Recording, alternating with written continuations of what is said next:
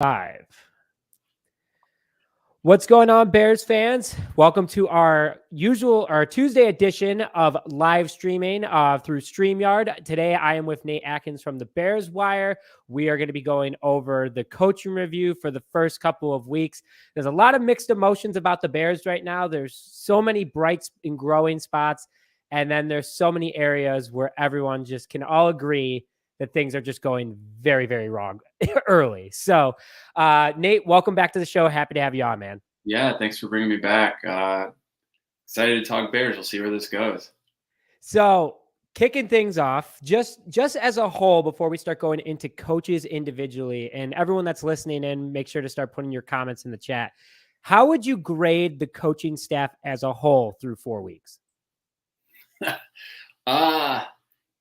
That's tough, man. You know what? Honestly, people are probably gonna hate this. I'll give them an A for what they're doing. I think if you take the big picture look at this roster, which is I wrote about this after the game.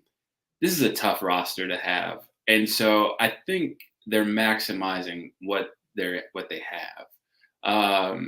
Now, would I like to see more? Absolutely, but I mean, there's a reason why like Equanimous St. Brown and Dante Pettis and some of these guys are the starting receivers for the Bears, and it's because other teams didn't want them. You know what I mean? Guys played with them, coaches coached them in San Francisco and Green Bay and let them go. So I think it's one of those things where you had the salary cap issue. They dumped a lot of people.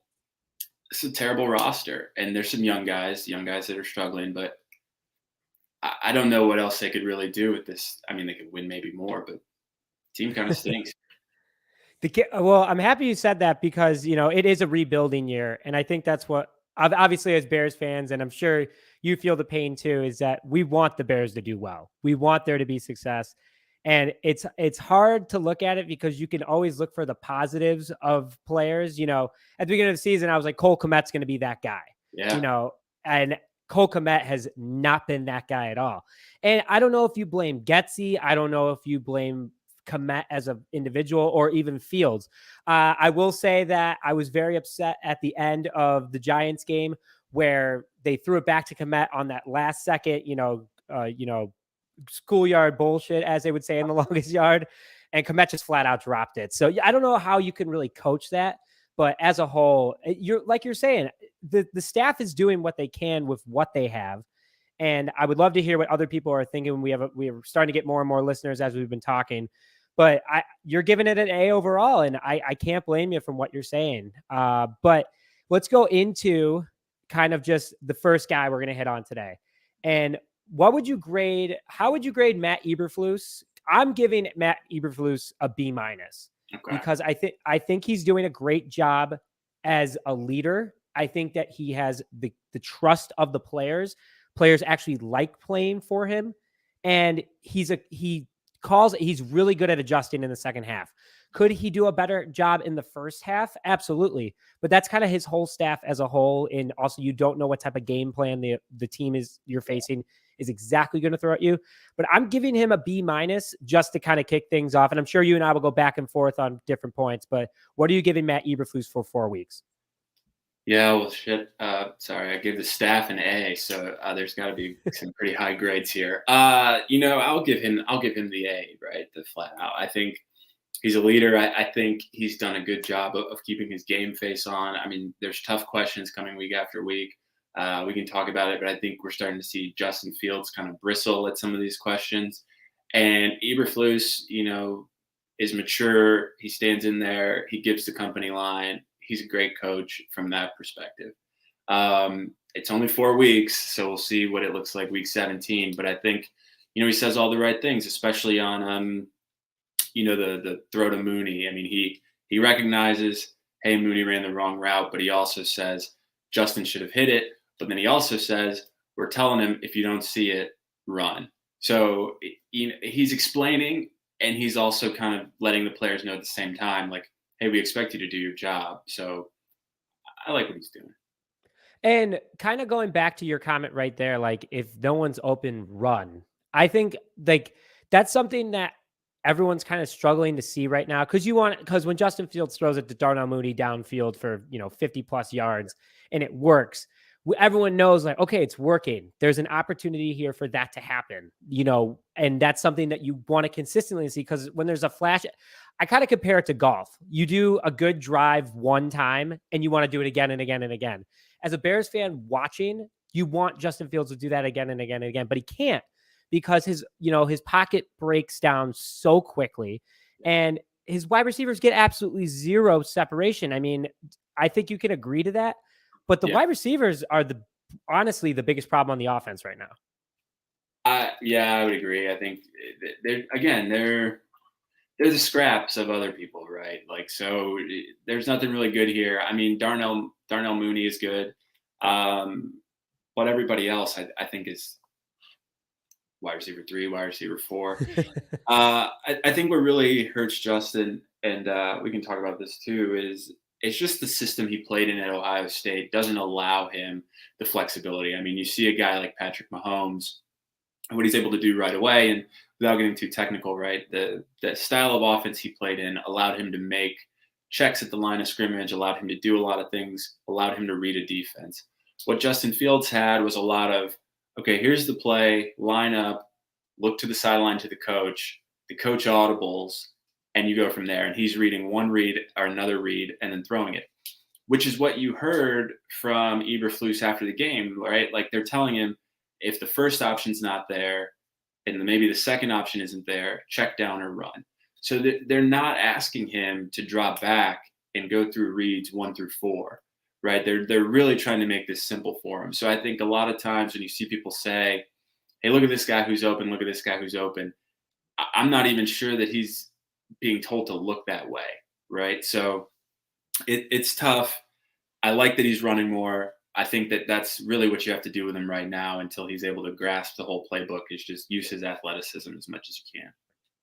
And when, I think that's all, like, you kind of hit on it. Like, at Ohio State, he had such a different like offense to work with. Yeah. I mean, also he had the top recruit wide receivers in the nation, Yeah. but those are NFL wide receiver ones. And he's now dealing with guys who played at D3 AA, just as low as you could go. I gotta agree with you that I think Justin he's still a young guy. I mean, he's 24 years old still. In his first year in the NFL, some could say was traumatic because of the fact that he had to work with Matt Nagy, who Patrick Mahomes is making Matt Nagy look good. Yeah, looks great. I mean, when I was watching the Chiefs game, the Tampa Bay Chiefs game on Monday night, I was like, wow, like, maybe he should just be a quarterback's coach, or Patrick Mahomes is making him look good. Patrick Mahomes is the reason why Matt Nagy became a head coach. But like, just going into it, like, that's what the Bears need to do, is that you kind of said it best, is the Bears need to find a way so Justin looks around at more than one wide receiver. I mean, linebackers read quarterbacks' eyes so well. DBs read quarterbacks' eyes so well. And that's just something that Eberflus has to do. But he has an entire roster of guys that are just that need so much seasoning in order to get up to the NFL speed. That's just where I struggled the most. Yep. Why I give him a B-, because you got to consider everything that he is, has to deal with as a head coach, but also players getting hurt, roster moves, working with his coordinators, and then developing players on top of it. You come to Chicago, which is a very high expectation city, and I think he's handling it well. And I think what also gives him, and you might have put this into your grade, but I'm putting it into mine, is how well he's handling the media. He's not biting into, like, saying, hey, like, I'm going to say the right thing to make these guys happy. Like, no.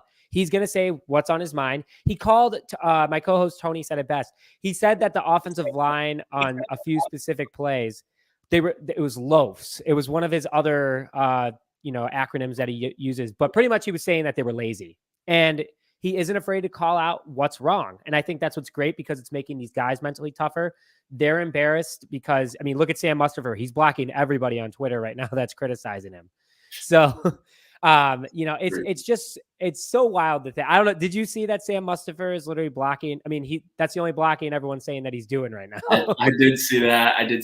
I don't know Sam personally, but I used to cover Notre Dame, so I won't say anything bad about Sam, but he's got to get it together here. And I also don't want to get blocked. So Uh, I'm a little disappointed. I'm a little disappointed to see him respond like that, but everybody's entitled to their own thing. And I mean, like going into week 3, he was actually considered the best pass blocking center in the NFL, which I was kind of shocked by. But he got a 1.5 PPF after the Giants game. So I think Sam Mustipher. I mean, Chicago sports critics are tough, man. That's all I got to say. But Eberflus, on the other hand, handles the media super well. Super well. I agree. We got Mr. Mayhem checking in right now, saying bear down. Thanks for checking in, man. We always appreciate you stopping by. And we got Ahmed Cole coming in. He's going to give the coaching staff a C. So I think tough but fair. So you gave an A, I gave a B-. He's given a C. If anyone's grading them a D, please put it in the comments. We'll throw you up there. We just got to get in the whole alphabet rating. I don't think they deserve an F, but some people, I mean, Lance Briggs makes an argument every single week why the Bears are a D at a gate. So one guy, let's go into the defense now while we're speaking of that. Let's go over Alan Williams. We got more people coming into the chat. Nice to see you guys. We'll throw up some comments in a little bit. Just keep throwing your comments in the chat. We're going to go over defensive coordinator Alan Williams grades now. So, Alan Williams was a defensive coordinator back in the early 2010s. Then he became the DB's coach for the Colts and worked very closely with Matt Eberflus. But through the first 4 games, the Bears have, on paper, a top 10 passing defense. That makes sense, considering our defensive coordinator has been a DB's coach and led Indianapolis last year as being the number 2 pass defense.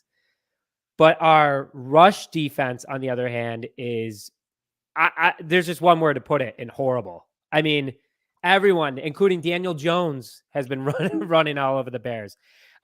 Nate, you want to hit on a little bit what you think about Alan Williams so far through the first 4 weeks? Yeah. I mean, look, I know how grades work, so I hope people don't hold it against me, but I would give him a C, right? I think I'm so unimpressed with the defense that he runs. And again, it could be the players, it could be the personnel. I've made comments on this before, but just, that defense, when he was leaving the Colts, and I know Eberflus was the DC there, really had a hard time getting sacks, right, and getting to the quarterback.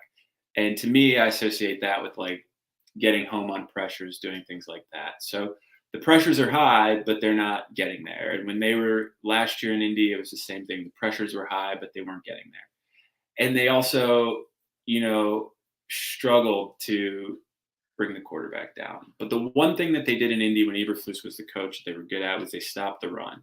Right. And so I don't know what's happened where he brought this guy over. They're running his defense essentially, and they can't stop the run. They got to figure it out. Part of me thinks they're too small at linebacker, and they've brought in all these speed guys, but they don't have guys that can really step up and play power run. But I don't know. I mean, look, I think you're asking a lot in this scheme. I see, and we can touch on this, but like those bootlegs, I'm seeing Kyler Gordon matched up one-on-one with a tight end. And I'm just asking, how is that the right formation or the right play call to be in? And to see it happen 2 times in a row. So if I'm an offensive coordinator and I see my 240, 250-pound tight end matched up on a cornerback, I mean, that's a great play all day, right? Of course, I'm going to keep running bootleg to that side. And it's not until they flip it on the other end and bring Brisker off the back end, you know what I mean, to bring some pressure. Yeah. So just very late adjustments from Williams. I'm really curious about the scheme he runs and just how it matches up. I think teams are gashing the Bears with the run because it's just it's a bad scheme, and he doesn't adjust. I mean, Mr. Whitfield, thank you for bringing in the facts from this past week. I mean, 262 rushing yards is unbelievable against the New York Giants. I mean, I've said this a couple times. The Giants do not deserve to be 3-1. Would the Bears deserve to be 3-1? No, but we like the Bears, so that's the only reason why. Right. But at the end of the day, like 262 yards, and over 50 of them going to Daniel Jones. Completely unacceptable, especially on those bootlegs where he would go out to the outside. It's exactly what Aaron Rodgers does to us for the last decade. And it's so frustrating. So how do you, kind of from what you see, and I think Kyler Gordon, you made a comment about Kyler Gordon. I think he's gotten better as time has gone. He's still getting burned. There's no doubt about that. But he's doing better. And again, he's a rookie. He's growing. Brisker was just NFL ready. I give, the nod to him on that. But overall, you can't be letting up Daniel Jones running over you guys, especially with him. I mean, he's not a slow guy by any means. But, I mean, when you saw that, Nate, how did you feel when it was over and over and over again? For Gordon getting beat or Gordon on the bootlegs? I would say Gordon on the bootleg, but also you could throw anyone in there overall on the bootleg. Like there was no spy or anyone over there. It was just bad. Yeah, well, the first time I saw it, I thought, okay, you just got beat, right? Like sometimes offenses call the perfect play to beat your defense. The second time I saw it, it was very clear, right, that the Giants realized you're giving us the exact same look. We're going to run the exact same play. And I think you're putting players in a bad situation. Again, when you have a cornerback matched up on a tight end. Now, a linebacker on a tight end or a safety on a tight end, maybe, right, if it's a box safety, maybe someone like Brisker.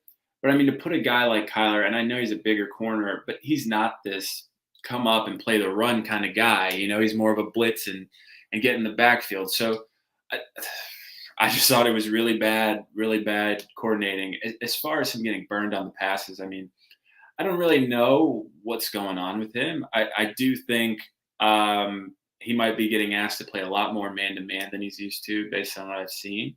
But again, I don't really know. I know it looks bad, but you just hope he's a young guy and he learns from it. Absolutely. I mean, I still think that he is worth the pick so far. He's shown flashes of what he can become. And I think, but like you said, it's just, he's young and you can't expect everything from him. Do you have something else that you want to say to that, Nate? Well, no, I'm trying to pull up the roster because I saw somebody was saying, why not just sit him and put somebody else in? But, flippantly, I'm just like, who else are you going to put? Like, I don't know that we have anybody else to put back there. So Vildor, I'll put this out there real quick, is that Vildor is doing a lot better this year. He really, from last year's disaster of a season that I'll call his last season a disaster because he was bad. Yeah. I think that he definitely has put his head down, put in the work, and he's doing a lot better. And that could be because of Williams, because Williams is a DB coach. But just want to give a quick call out real quick before Nate, you go in, is that Mr. Cole is giving the defense a D. so he's bringing us down to earth a little bit, but at the same time, we're looking at to see what's been going on. But happy to hear that as a whole. We got one quick question, from Scratching with D-Man, aka Dallas County Scratchers. What do you think the Bears' record will be at the end of the year? Nate, I got the Bears. I still have them at 10-7. It's still early. I'm optimistic, but what are you? Hey, wait! You gave me that look, and you're giving A's out like they're candy. So I'm just messing, man. But what do you? It's the first 4 weeks. I got them at 7-10. I think, which is fine. I think that's fine, right? I think that's about where they are. I was trying to pull up some Alan Williams too, and I saw when he got fired in Minnesota, he had the worst ranked defense in the NFL. I'll have to dig into that more. But again, right? Like I looked, his first year they were okay. That next year he was last. I think a lot of it is scheme, and I think it's people adjusting to what he rolls out there. So again, that's just an initial thought. I'd have to do a little bit more analysis, but based on what I saw against the Giants, what I see looking at that, I think this guy's scheme just isn't great, and I think teams have figured it out pretty quickly here.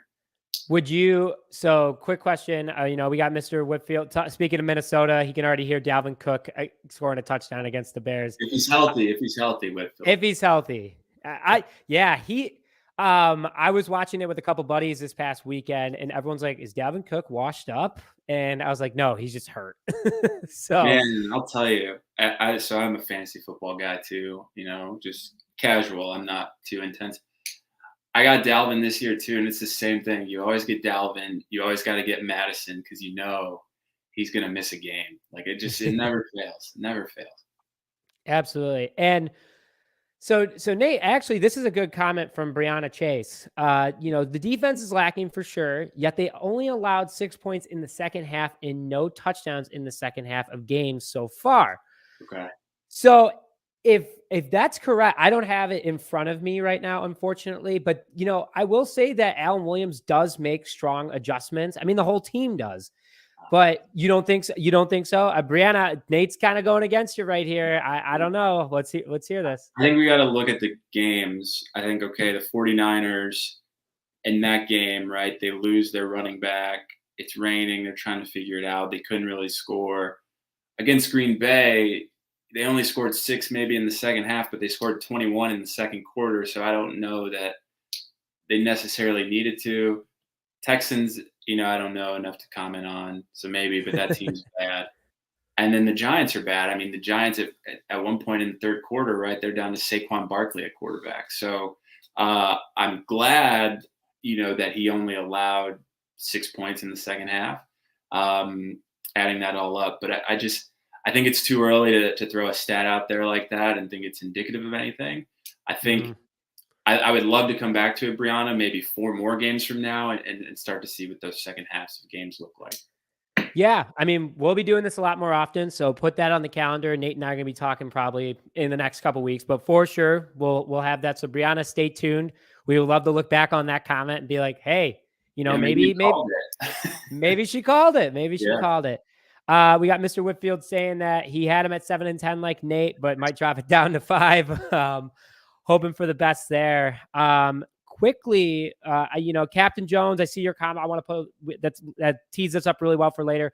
One more thing about Nate, just going back quickly, you love talking about Justin Fields, is with Fields at quarterback, what do you think he yards at how many yards do you think he'll have at the end of the year?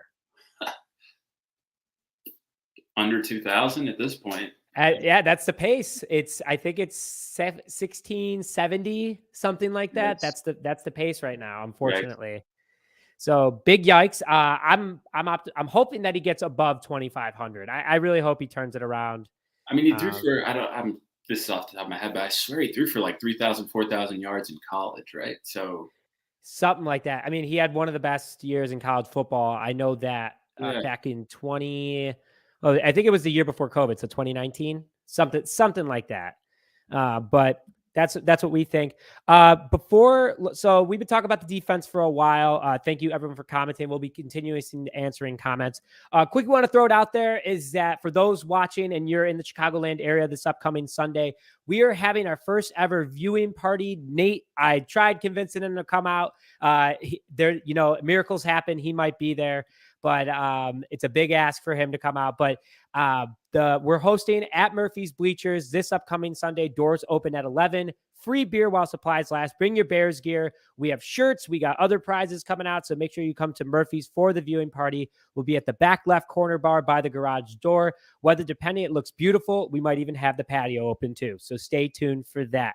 But Nate, the big one that everyone's probably, and we'll hit on this real quick. Captain Jones said it really well. One thing that he likes about Coach Flus is that he's holding people accountable and expecting improvement every game. I mean, I got to agree with that. I love that attitude of him. That's why you gave him an A, right? Well, I got an A. That's right. That's right. I love it. Thanks, Captain Jones.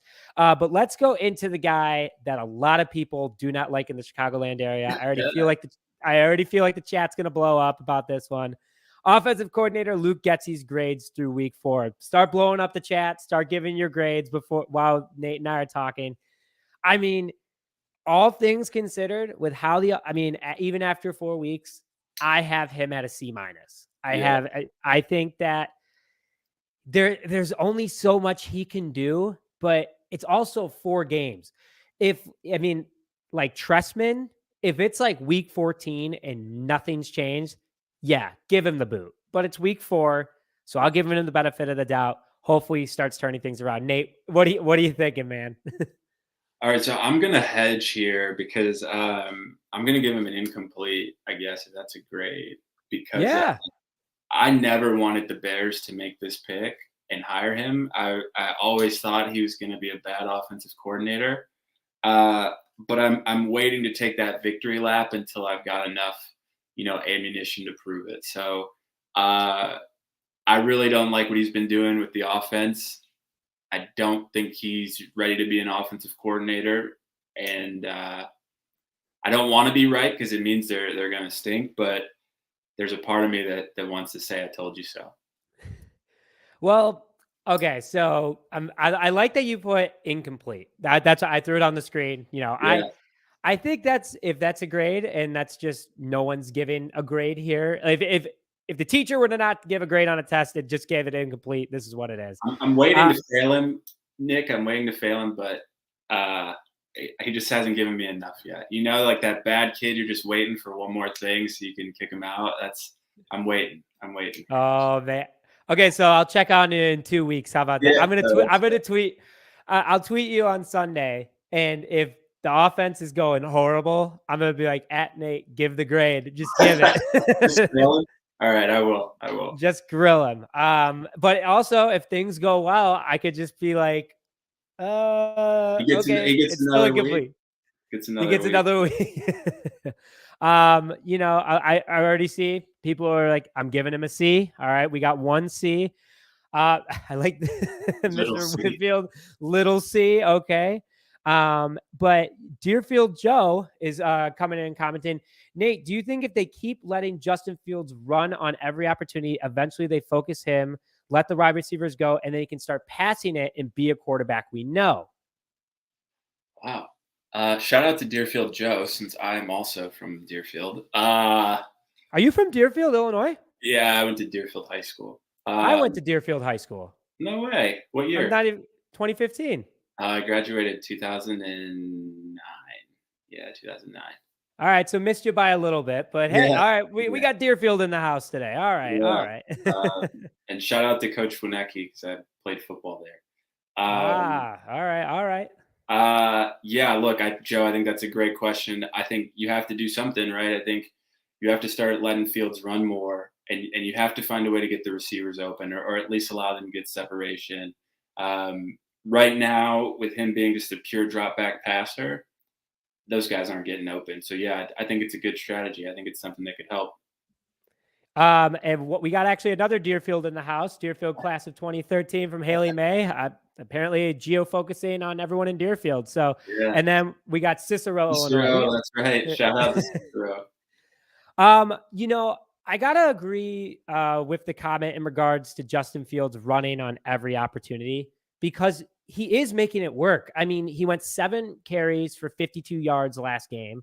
So, I mean, do the math. It's well over 6 yards a carry. Yeah. I think that, Justin, he was, and I said this in my last episode with Tony. I think that Fields is getting smarter when he has to run the ball. And the more play clips that we see from this Chicago Bears team is that Fields doesn't have a choice. I mean, you got 4.4440 speed. You might as well use it, and you might as well turn it upfield.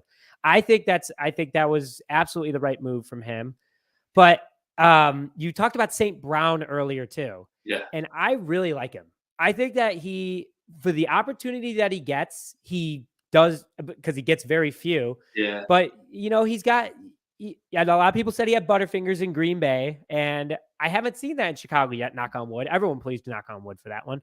But the plays that they're using him as like a specialty guy, he's doing a good job. I mean, he had a nice run against the Texans. He had a nice touchdown pass against the Niners, and they didn't even really use him this past game against the Giants, which I think was a huge mistake, especially in the red zone. But yeah, I think he needs more work. I think you're right. But he's cheap. He's less than $1 million. Yeah, and I think he should get more work. I think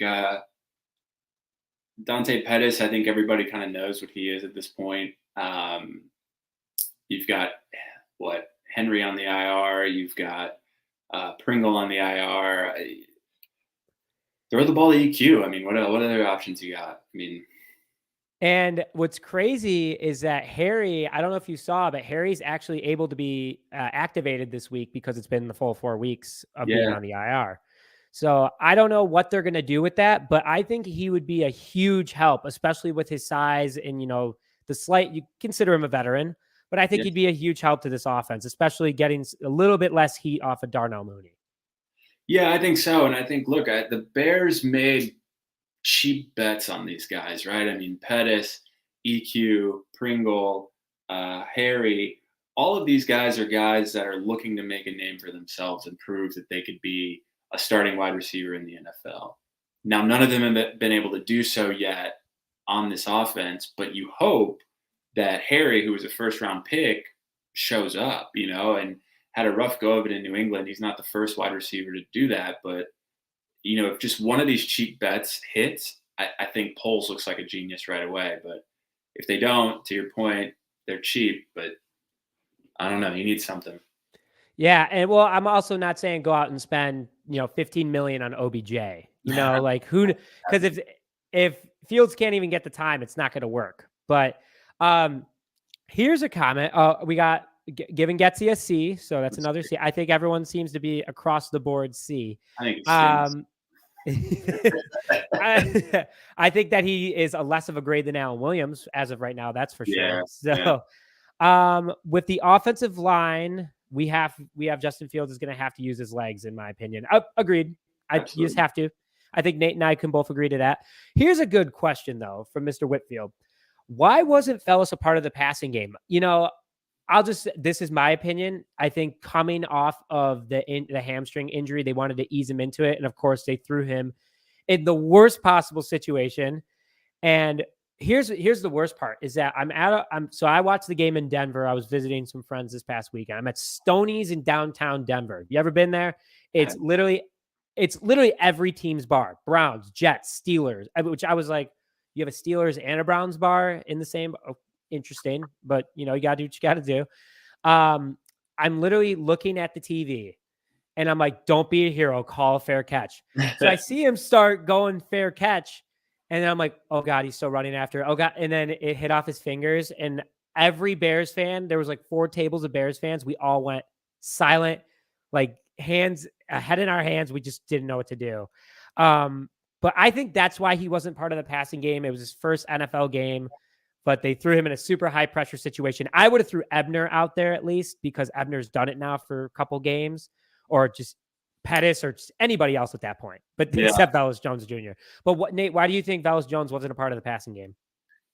Couldn't tell you. I don't know. Again, I mean, maybe working him back slow, but again, who else do you have? I mean, the guys that they're, I don't know. Like, he should be out there. I mean, you've been waiting 3 weeks for this guy. Put him out there, even if it's only a handful of plays, right? He doesn't have to take 20, 30 offensive snaps, but only having him return kicks, I think that limits what he could do, right? I mean, if he's one of your better players, he's one of your more explosive players, find ways to get the ball in his hands and let him do something. So I didn't get it.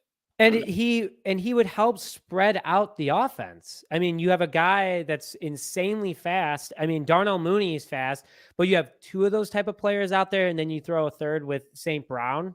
I think that would have definitely spread the defense a little better. But again, that's why you're giving Getsy an incomplete, because clearly wasn't using his noggin in regards to that.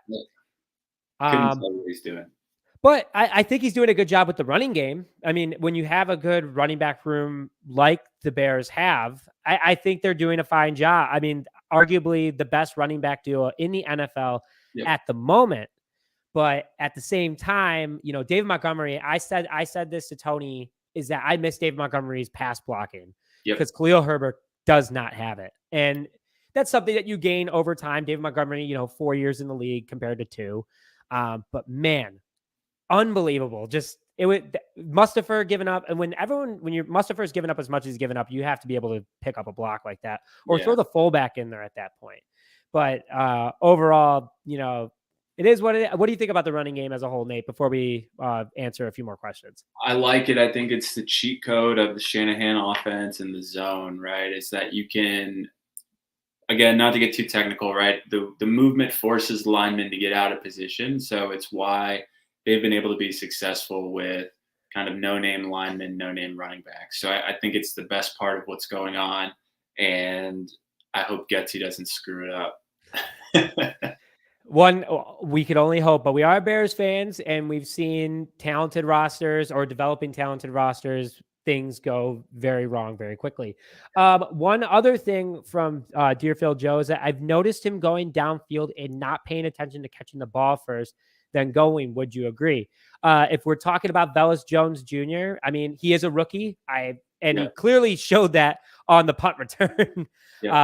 Wasn't paying attention, which that was just a complete rookie mistake. You don't have to look downfield when you're calling a fair catch, because if they hit you, yes, you're playing football. You're going to get hit. It happens.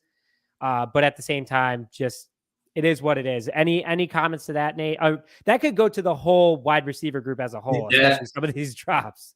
I think it's for Velus. I think it's true, and I think in general in that moment, right? Like, I'm sure he wants to make a play, just catch the ball, give the offense a chance. Like, don't think about returning it, just catch the ball. And a follow-up comment from Deerfield Joe is everyone in the backfield room should be going to the school of David Montgomery of how to block for the quarterback. Absolutely. 100%. I mean, even some of the linemen could go to that. I'm sure everyone can agree to that, Sam Mustafer. We're just going to keep. Yeah, they're going to block you for saying that. Well, I mean, hey, you got to take some criticism, man. We had Larry Borum, we had Mama Borum on a couple weeks ago. And I think Larry's doing a pretty good job overall. I mean, it's his second year. They keep throwing him in different positions. Going back to the offensive. You know what? Let's just bring up the question real fast, Nate, for you. Last thing of the day is offensive line coach Chris Morgan's grades. That's a guy I'm giving an A to. No matter how bad the offensive line looked against the Giants. Entering that game, they were the number 10 offensive line in the NFL, and they went from giving up 5 sacks in the first half to only giving up 1, which a lot of people could argue was Justin Fields' fault. And I'm not saying it was, but there's that argument that he was moving around in the pocket. He had plenty of time, and then he ended up just taking a sack, which that was that lone sack in the second half. Yeah. So I think Chris Morgan does a fantastic job at making adjustments. This entire staff is good at making adjustments in the second half, but it always stinks that the Bears are losing entering. I think they've been losing every single game entering halftime, which sucks. I think you're right. I really like what the offensive line's been doing, especially given the talent that they have. I like Larry Borum in the positions he's played, whether it's tackle, guard, all the places he's moved around. I think losing Cody Whitehair is going to hurt. They're going to have to figure that out. But, maybe you put Lucas Patrick there or Tevin Jenkins there and stop rotating them, maybe. The Fields thing is always going to be an interesting one, right? Because he's a guy that doesn't necessarily throw with anticipation. He's a guy kind of like a Russell Wilson that's going to hold the ball for a long time and scramble and try to wait for guys to get open.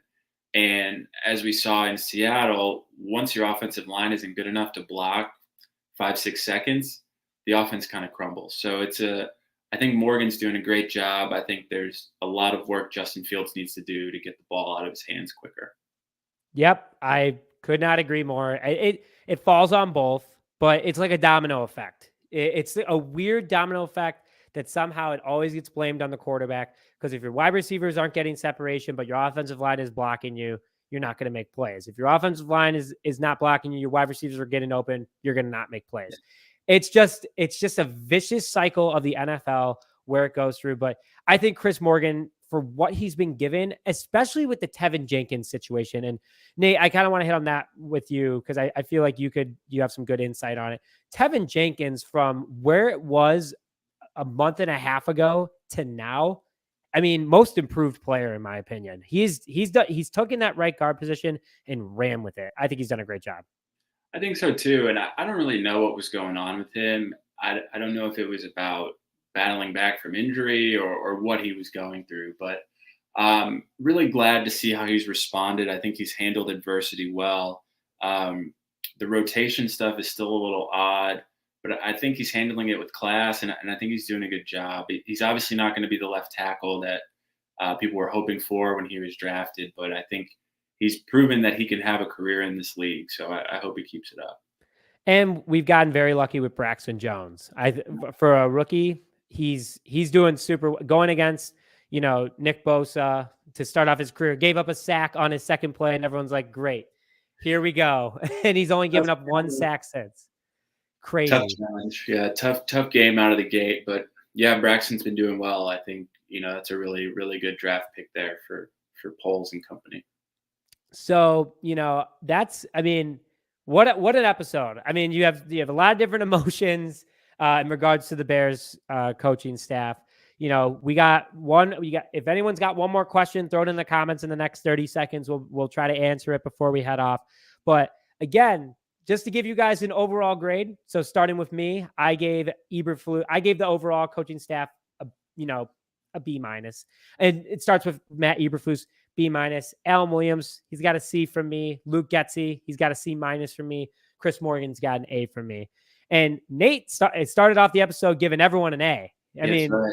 The overall staff's an A, but the only grade he's not giving is Luke Getsy, which is an incomplete, which is totally fair. People are going to question my Deerfield education now that I gave the staff an A, but only gave out one A after that. So it's a weighted average, people, if you're keeping score at home. Well, Blue Ribbon School for a reason. And, that's right. And, not too far from Hallis Hall, so we know our Bears pretty darn well. But Nate, as always, thanks for logging on. We really appreciate it. And I will be texting you Sunday. Yeah. And so everyone make sure that on Twitter, you're looking for that conversation between Nate and I to talk about everything else. So Nate, as always, thanks for logging on, man. Really appreciate it. Nick, thank you. Take care. And thank you, everyone, for joining this episode of Just Another Year Chicago. My name is Nick Brody. Stay tuned for tomorrow. We have another special guest coming on, but we'll see you guys next time.